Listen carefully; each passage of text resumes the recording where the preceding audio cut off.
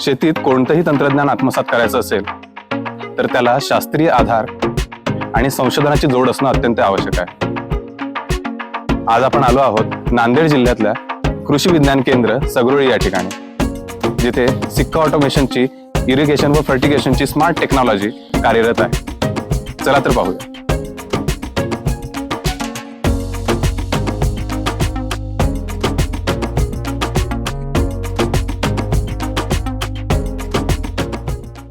संस्कृती संवर्धन मंडळ संचलित कृषी विज्ञान केंद्र सगरोळी हे 2012 पासून वातावरण अनुकूल शेती तंत्रज्ञानाचा प्रचार आणि प्रसार करण्याचं काम करतं. त्यामध्ये म्हणजे बी बियाणं असेल किंवा कीड रोग नियंत्रणासाठीचे प्रयत्न असतील किंवा मेकॅनायझेशन मध्ये असेल, अन्न प्रक्रियेमध्ये असेल, अशा वेगवेगळ्या घटकांमध्ये कृषी विज्ञान केंद्र काम करतं. आणि साधारणपणे 300 ते 400 गावांमध्ये सध्याचा कृषी विज्ञान केंद्राचा प्रेझेन्स आहे. आणि शेतकऱ्यांना हे गरजेवर आधारित ॲग्रिकल्चर रिलेटेड टेक्नॉलॉजी जे ट्रान्सफर करायच्या आहेत यासाठी वेगवेगळे माध्यमांची आम्ही उपयोग करतो. आणि शेतकऱ्यांना अगदी हँड्स ऑन ट्रेनिंग मिळावे, प्रत्यक्ष अनुभव मिळावा, प्रगतीच्या दिशेने एक वाटचाल म्हणता येईल आपल्याला, यासाठी आम्ही इरिगेशन आणि फर्टिगेशन मध्ये ऑटोमेशन युनिट इथे एक एस्टॅब्लिश केलेलं आहे. म्हणजेच स्वयंचलित पाणी आणि खत व्यवस्थापनेची प्रणाली. तर यामध्ये खूप म्हणजे लेबर कॉस्ट कमी होते किंवा जे प्रिसाइज फार्मिंग म्हणतो आपण, अगदी जेवढं पाहिजे तेवढंच पाणी आणि जेवढं पाहिजे तेवढंच खत हे ऑटोमॅटिकली तुमच्या पिकांना जाण्याची व्यवस्था एक प्रकारची असते. ते देखील आम्ही यावर्षी नवीन शेतकऱ्यांना इंट्रोड्यूस केलेलं आहे. सोबतच इंटिग्रेटेड फार्मिंग सिस्टीम मॉडेल असेल आणि AI तंत्रज्ञानाचा वापर वेगवेगळ्या पिकांमध्ये.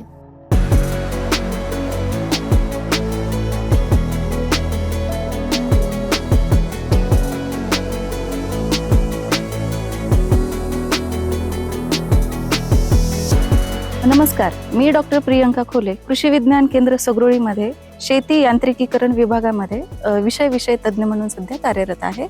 तर चला आपण जाणून घेऊया या सिस्टम बद्दल.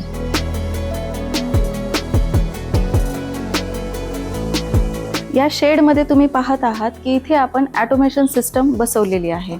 आता ऑटोमेशन म्हणजे काय की शेतकऱ्यांनी शेतात न जाता जे काही ऑपरेशन्स असतील, म्हणजे इरिगेशन द्यायचं असेल, फर्टिगेशन द्यायचं असेल, तर शेतामध्ये न जाता मोबाईलद्वारे इझिली ते ऑपरेट करू शकतात. तर ते झालं ऑटोमेशन. तर ऑटोमेशनचे काही पार्ट्स आहेत, आपण घटक म्हणू शकतो. त्यातला एक महत्वाचा घटक म्हणजे हे कंट्रोलर जे तुम्ही पाहत आहात. याच्यामधनं काय आहे की हा कंट्रोलर जसं माणूस बुद्धीद्वारे आपल्या कमांड्स क्रिएट करतो आणि देतो, त्याच पद्धतीनं ही सिस्टम काम करते. हे आपण म्हणू शकतो की एक ब्रेन आहे या सिस्टमचं. हे जे काही आपण मोबाईलद्वारे शेतकरी ज्या काही कमांड्स देतात की मला या प्लॉटला पाणी द्यायचं आहे किंवा त्या प्लॉटचा वॉल टर्न करायचा आहे, तर ती कमांड इथे येते आणि इथून प्रोसेस होऊन प्रत्येक शेतामधील ती ऍक्टिव्हेट होते, ती कमांड ऍक्टिव्हेट होते. सो या पद्धतीने ते काम करतं. हा एक मेजर घटक झाला. दुसरा जर घटक आपण पाहिला तर फिल्ट्रेशन युनिट आहे. जे काही शेतकरी बोरवेल असेल, विहिरी असतील, यांच्यामधलं जे पाणी वापरतात ते असं नाही की ते स्वच्छच असेल, तर ते स्वच्छ करण्याचं काम हे फिल्ट्रेशन युनिट करते. याच्यामध्ये वेगवेगळ्या प्रकारचे फिल्ट्रेशन युनिट आहे. हे जे आहे सँड फिल्टर आहे. जर तुमच्या पाण्यामध्ये वाळू किंवा आपण म्हणू शकतो की अल्गी चं प्रमाण असेल, तर तेव्हा हे क्लीन करण्यासाठी अशा पद्धतीचे फिल्टर वापरले जातात. तर आपल्या पाण्यामध्ये ती क्वालिटी म्हणजे आपण म्हणू शकतो अल्गी आहे, तर आपण हे फिल्टर वापरलेलं आहे. त्यानंतर स्क्रीन फिल्टर आहे. क्षाराचं प्रमाण पाण्यामध्ये आपल्याला जास्त दिसून येतो, ज्यामुळे जमीनही खराब होते, तर त्याला क्लीन करण्याचं काम हे फिल्टर करतं. त्यानंतर एक हायड्रोसायक्लॉनिक या ठिकाणी एक फिल्टर आहे.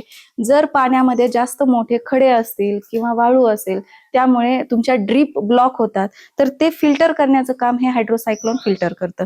आणि या पद्धतीनं स्वच्छ पाणी तुमच्या सिस्टम मधनं तुम्ही ड्रीपद्वारे शेतामध्ये पिकांना दिलं जातं. तर हे एक घटक आपण पाहिला. त्यानंतर दुसरा एक घटक आहे जो फर्टिगेशन टँक. शेतामध्ये शेतकरी नेहमी पाणी जेव्हा ड्रीपनं पाणी देतो तेव्हा खतही दिले जातात. तर ही सिस्टम आपण पाहू शकता. यामध्ये वेगवेगळ्या प्रकारचे खतं तुम्ही देऊ शकतात. इथे वेगवेगळ्या टँक तुम्हाला दिसतील. ह्या 1000 लिटर कॅपॅसिटीच्या टँक आहेत. यामध्ये आम्ही नायट्रोजन असेल, मायक्रोन्यूट्रिएंट असेल, ऑर्गॅनिक, इनऑर्गॅनिक जे काही खतं आहेत ते आम्ही याच्यामध्ये या टँकमध्ये भरून ठेवलेले आहेत, मिक्स करून ठेवलेले आहेत. रिक्वायरमेंट नुसार, गरजेनुसार या सिस्टम मधनं दिल्या जातात. यामध्ये ब्लोअरही लावलेला आहे की जे काही खत तुम्ही पाण्यामध्ये मिक्स केलेलं आहे ते व्यवस्थितपणे मिक्स होऊन ते तुमच्या पिकाला जाईल. आता ही जे ऑटोमेशन सिस्टम आहे ही कोणत्या पिकाला वापरू शकतो, तर आपण ऊस शेती आहे, फळबागाची शेती म्हणू शकतो, भाजीपाला असेल, अशा शेतीसाठी ही यंत्रणा नक्की कामाची आहे. आता या यंत्रणेमध्ये ही यंत्रणा नियर अबाउट 2 किलोमीटर रेडियस मध्ये काम करते. यामध्ये काही वायर्ड आणि वायरलेस वॉल आहेत.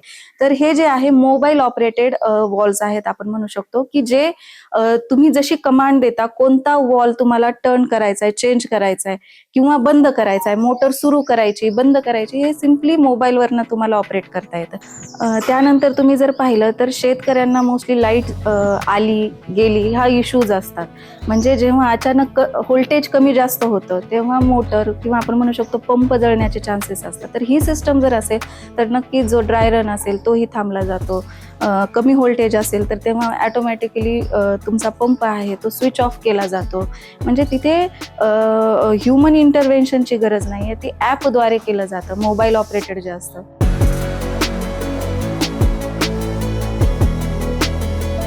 आपल्या भागातील शेतकऱ्यांनी किंवा इतर जिल्ह्यातील शेतकऱ्यांना देखील आमच्या ह्या कृषी विज्ञान केंद्राच्या ह्या वेगवेगळ्या प्रात्यक्षिक प्रकल्पांचा प्रत्यक्ष लाभ घेता येईल, प्रत्यक्षात पाहता येतील, यासाठी आपण कधीही संपर्क साधू शकता आणि इथे येऊन प्रत्यक्ष याची पाहणी देखील करता येईल आपल्याला.